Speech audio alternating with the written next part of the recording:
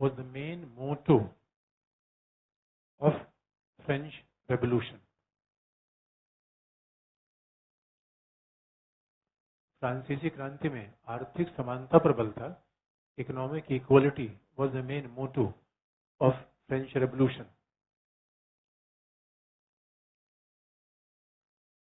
और उन्होंने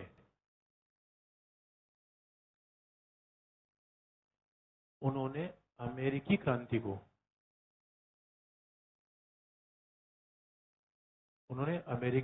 को सफल क्रांति का उदाहरण माना. US Revolution was the successful revolution. उन्होंने अमेरिकी क्रांति को सफल क्रांति का उदाहरण माना क्योंकि यह स्वतंत्रता के लिए की गई थी.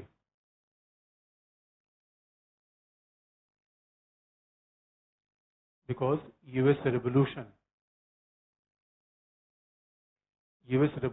was aiming for liberty. Aiming for liberty. इसका मतलब है US Revolution किसका पार्ट थी? एक्शन का. फ्रेंच रेवोल्यूशन किसका पार्ट थी? वर्क और लेबर का. और ये भी आपको याद दिला दें कि जब उन्होंने ये बात कही कि US रेवोल्यूशन और फ्रेंच रेवोल्यूशन, तो उन्होंने कहा कि US रेवोल्यूशन एक्शन का पार्ट था और आज़ादी US रेवोल्यूशन में मिली. तो कहीं ना कहीं एक शब्द में हम अंतर कर सकते हैं कि there is a difference between liberty and liberation.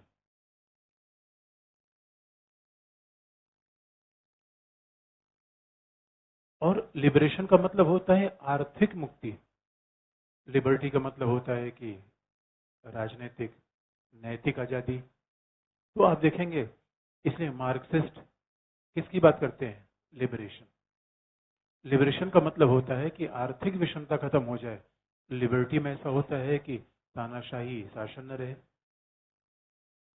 तो उनका यूएस रेवोल्यूशन बिकेम सक्सेसफुल क्योंकि अमेरिका में एक बार संवैधानिक शासन आया, फिर बाद में चलता रहा. फ्रांस में संवैधानिक शासन आया, बाद में फिर उसको टेक ओवर कर लिया गया. और उन्होंने इस बात से ये भी प्रमाणित करने का प्रयास किया. इसलिए कम्युनिस्ट रेवोल्यूशन किसके लिए की गई थी? कम्युनिस्ट रेवोल्यूशन किसके लिए थी? इसका मतलब उनका ये भी बताने का प्रयास था कि communist revolution was a failed और 1991 में वो फेल हो गई. सोवियत संघ का डिसइंटीग्रेशन हो गया. तब तक हन्नान नहीं रही. 75 में ही वाज डाइड इन 75. तो अगर 75 में उनकी मृत्यु हो गई, वो रही तो नहीं, लेकिन उन्होंने ये तो बता दिया कि communist revolution is also not successful. यह उनका क्रांति का विषय है. यही पूरा हन्नान का चिंतन है. लास्ट में जब हम उनके इवैल्यूएशन कर लें तो उनका कहाँ पे श्रेणी है? उदारवादियों में है, मार्क्सवादियों के नजदीक है, वो कहाँ पे आती है? लास्ट में जब उनका इवैल्यूएशन कर लें, इतना पढ़ के हमने क्या निकाला हो कि किसके समीप है? उदारवादियों के या मार्क्सवादियों के? इसमें आपने लिख लिया कि communist revolution was also aiming for economic activities, economic need, necessity. Freedom से नहीं थी. US revolution was guided on the principle of freedom. ये उन्होंने अंतर किया. अब अगला हम देखें कि उनका इवैल्यूएशन करें कि लास्ट में उनको कहाँ रखा जा सकता है.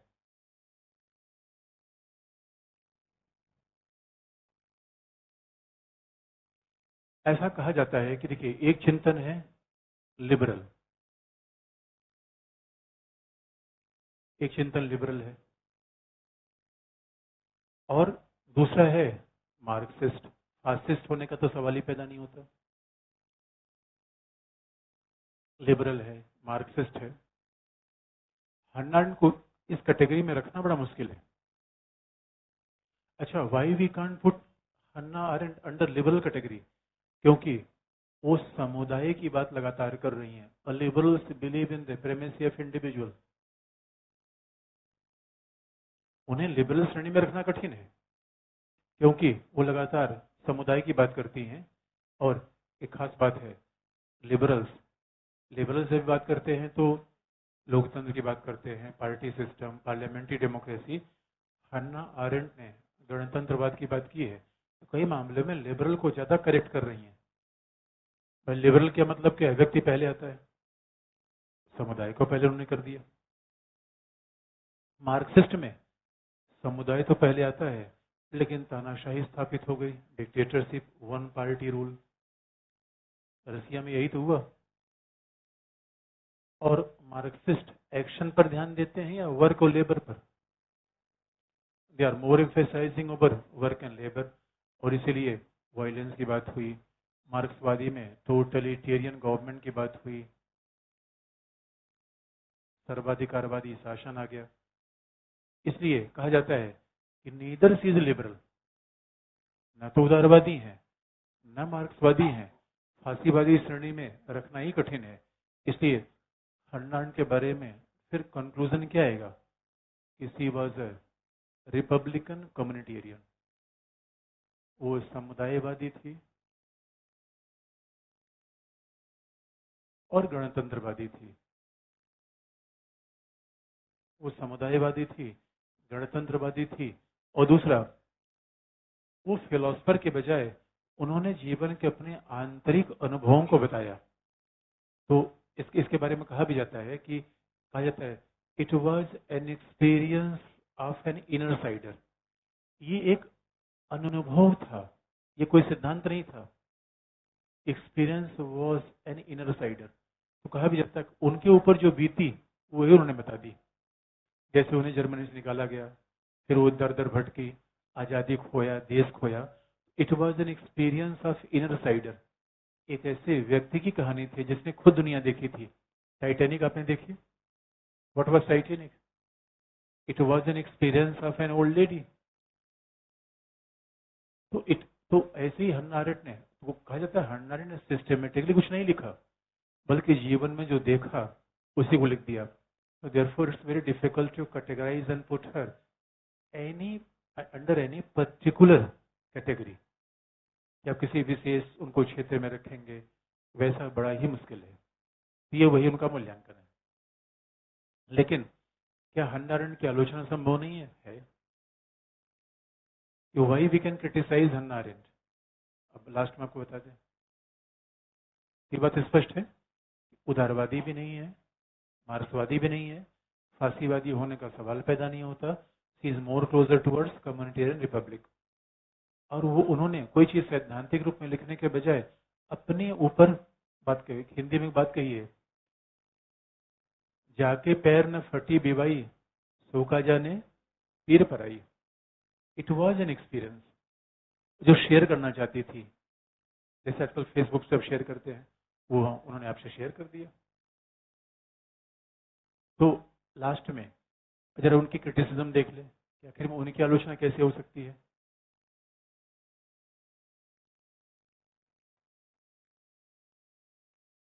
उनकी आलोचना कैसे होगी? तो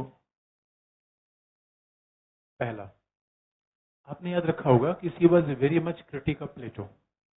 प्लेटो को पानी पी पी की आलोचना करती थी। और प्लेटो की आलोचना का एक बहुत बड़ा कारण यही था कि प्लेटो ने कह दिया था कि व्यक्ति की आत्मा के 3 गुण होते हैं। There are only 3 dimensions of soul of individual. व्यक्ति की आत्मा के 3 गुण होते हैं, ऐसा नहीं हो सकता। और उन्होंने क्या कहा? व्यक्ति के जीवन में कितनी गतिविधियां होती हैं? अब बताइए, आप इस समय क्या कर रहे हैं? आप इस समय लेबर कर रहे हैं, वर्क कर रहे हैं, एक्शन कर रहे हैं?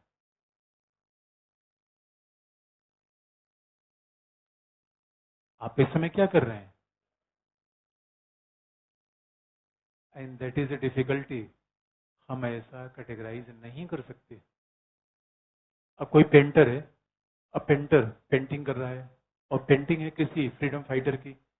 It can give a political message, that is action. और पेंटिंग से जो व्यक्ति पेंटिंग कर रहा है उसको आजीविका भी मिली, तो क्या है? वर्क।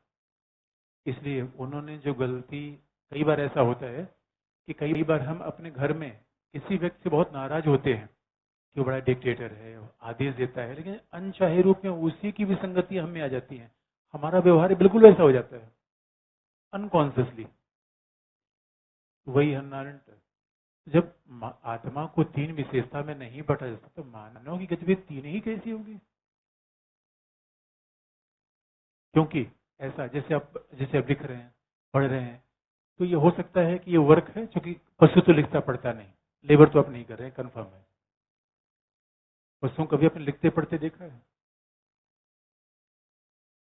या किसी अपने पेट से होमवर्क कराइए अपना, वो नहीं कर पाएगा। तो ये वर्क है, इसमें तो कंफर्म है।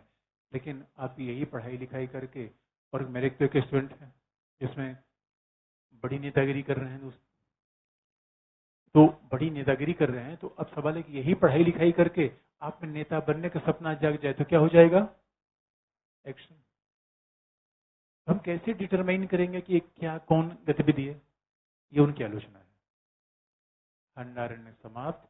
इसी के साथ वेस्टर्न थिंकर खत्म।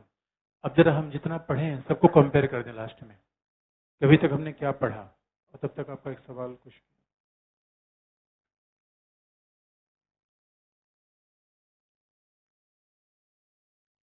अच्छा देखिए, किसी ने थोड़ा से स्पेलिंग मिस्टेक्स हमेशा ध्यान में रखिए।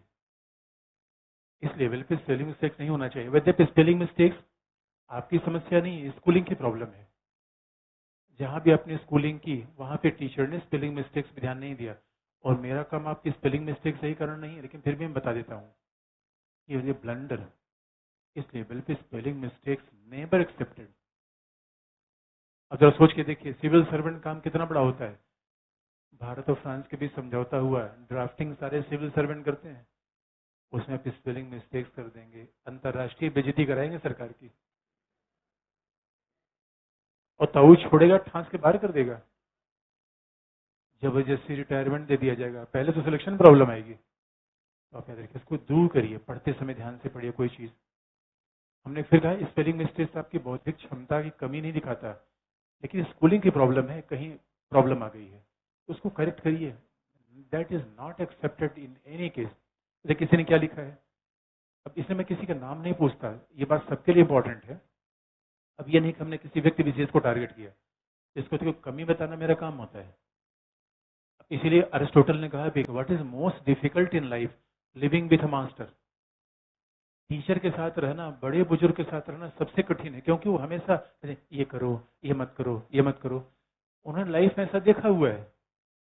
जैसे हम क्या होता है कि अपने पेरेंट्स बहुत नाराज होते हैं, यार हमेशा वो खिट करता रहे, ये करो ये करो, माँ हमेशा तुम चुप बैठ, बेकार की बात करती है। वो आपके जीवन में हस्तक्षेप नहीं कर रही है, वो आपके जीवन में आपको वो देखना चाहती है जो उसने गलतियां कर रखी हैं, वो आप में नहीं देखना चाहती। परसेप्शन का फर्क है। हमें लगता है हमारी आजादी, निजता, निजता। कमरा बंद करके व्हाट्सएप पे टिप टिप टिप टिप कर रहे हो, क्या निजता है? पढ़ो। अब उसे मान इंटरफेयर कर दिया तो निजता है, ठांस देना चाहिए।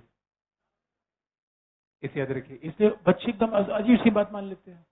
तो मैंने, अब देखिए कितना ब्लंडर है, यहाँ पर बीच में नहीं, बीच में होता है। तो आप स्पेलिंग मिस्टेक समझते, देखिए बीच में चेयर खाली होने के बावजूद होता है, बड़ा ऊ।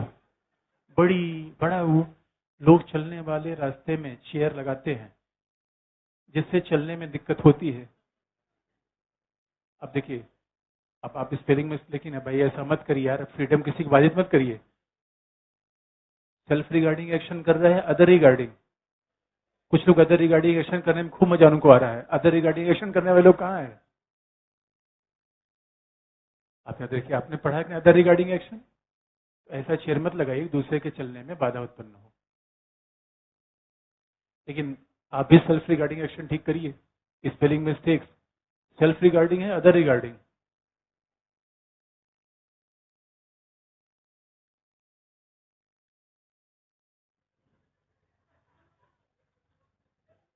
हमारे किसी ने पूछा है कि हमारे युग बुर्जुआ युग ने वर्ग विरोध का सरलीकरण कर दिया है। Our epoch, the epoch of bourgeoisie has simplified the class antagonism. तो हमारे युग बुर्जुआ युग ने वर्ग विरोध का सरलीकरण, ये प्रश्न है भाई, सीधी सी बात है। हमने आपको बताया था पूंजीवाद में क्रांति क्यों होती है, वही सारे कारण लिखना है।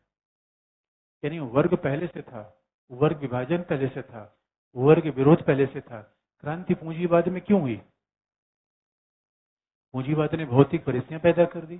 तो पूंजीवाद ने भौतिक परिस्थितियां कौन सी पैदा की, ये लिखना है कि उद्योग आया, मजदूर इकट्ठे हुए, शहरों में लोग आ गए और वर्ग चेतना हुई और उसके बाद क्रांति।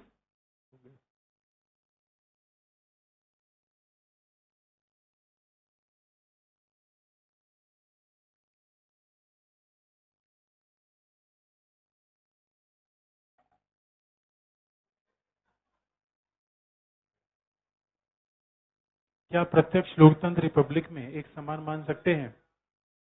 काफी हद तक, काफी हद तक, एग्जैक्टली नहीं। क्या करें?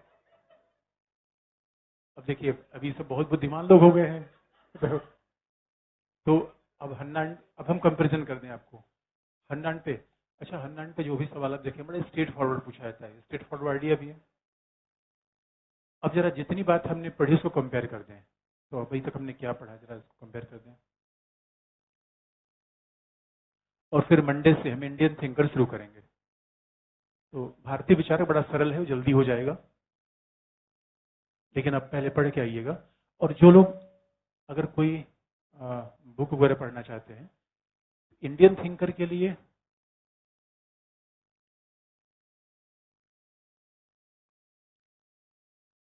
इंडियन थिंकर के लिए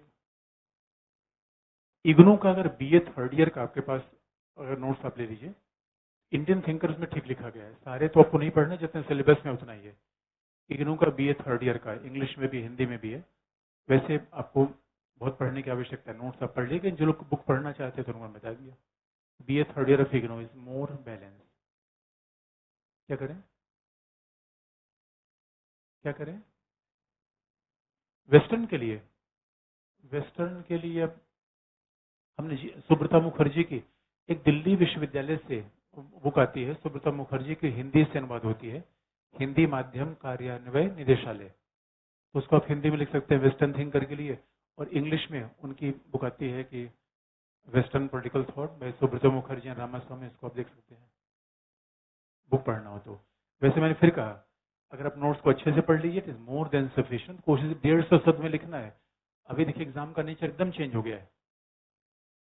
ज्यादा समस्या तो आ रही कि यकीन मानिए जो लोग मेंस दे रहे हैं, मैं तो अभी देख रहा हूँ, वो 20 वाला पूछा जा रहा है, 15 से आगे बढ़ ही नहीं पा रहे हैं। सबसे बड़ा चैलेंज तो लिखने का है। और बहुत ज्यादा पढ़ के, और जरा सोच के देखिए, अब टाइम मैनेजमेंट करना, 150 शब्द में लिखना, इट्स मोर हार्ड, मतलब बहुत ही कठिन है। तो आप हमेशा प्रोफेशनल अप्रोच अपनाइए। मैंने इसलिए किताब पढ़ी है भाई, जिसको मान लीजिए 2-3 साल बाद एग्जाम देना चाहता हो पढ़ ले, लेकिन जिसके पास शॉर्ट टाइम है, इमीडिएट टारगेट है, उसको हमेशा जरा कॉस्ट बेनिफिट देखना चाहिए। हम कितना पढ़ेंगे, एग्जाम का नेचर देखिए और सारे क्वेश्चंस को एक बार देख डालिए कि क्या जो हमने पढ़ा उस आधार पे क्वेश्चन हो जा रहे हैं, और क्वेश्चन हो जा रहे थे हमें बाहर जाने की क्या जरूरत है। और दूसरी बात, कोई भी आप बुक पढ़ के देखेंगे, जो आपको हमें नोट्स बता दिए, सब डायमेंशन आपको किसी बुक में मिल नहीं पाएंगे। आप देख लीजिए कभी पढ़ के, सारी बात नहीं मिल पाएगी। क्योंकि एक थिंकर मान एक फील्ड में लिखा है, दूसरे में सुब्रतो मुखर्जी में न तो ग्रामस्की है न हन्ना अरेंट है, ये किसी बुक में नहीं। तो आप ओपी गाबा में आप देख सकते हैं, ओपी गाबा जो लिखते हैं, लेकिन बहुत शॉर्ट में लिखते हैं, उससे पूरी बात आपको स्पष्ट नहीं होगी। कहने का मतलब है कि एक बार आप ये बात जरूर इवेल्युएट करिए कि आखिर में हम बुक पढ़े तो हमारे पास कितना समय है। एक ही फार्मूला सभी के लिए कभी भी अप्लाई नहीं होता। तो be aware about that, don't be the follower up. मतलब ऐसा नहीं कि हमने कुछ बुक, किसी ने कह दिया बुक पढ़ना ही है, दूसरे ने पढ़ा इसलिए मैं पढ़ना है। आप पहले अपनी कंडीशन देखिए, समय को देखिए, टारगेट देखिए, फिर अप्रोच बना के पढ़िए। और ये हर जगह यही लागू होता है, चाहे जीएस में हो, ऑप्शनल में हो, हर जगह फार्मूला एक है। तो अच्छा, अब जब हम कंपेयर कर दें कभी तक हमने क्या पढ़ा,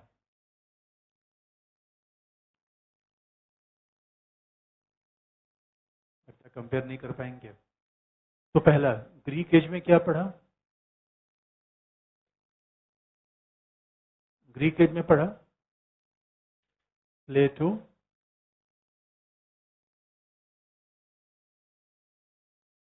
एरिस्टोटल।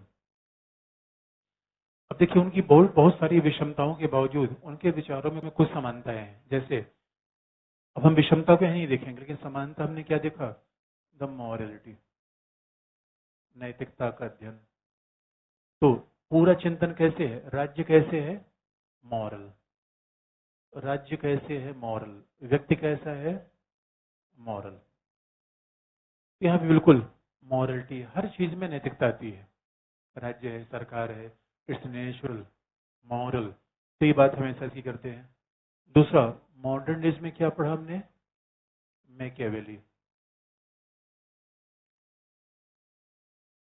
तो मैकियावेली चिंतन बदल गया। यहाँ पे क्या हो गया, individual is not a moral, लेकिन power, want to become powerful, selfish, egoist.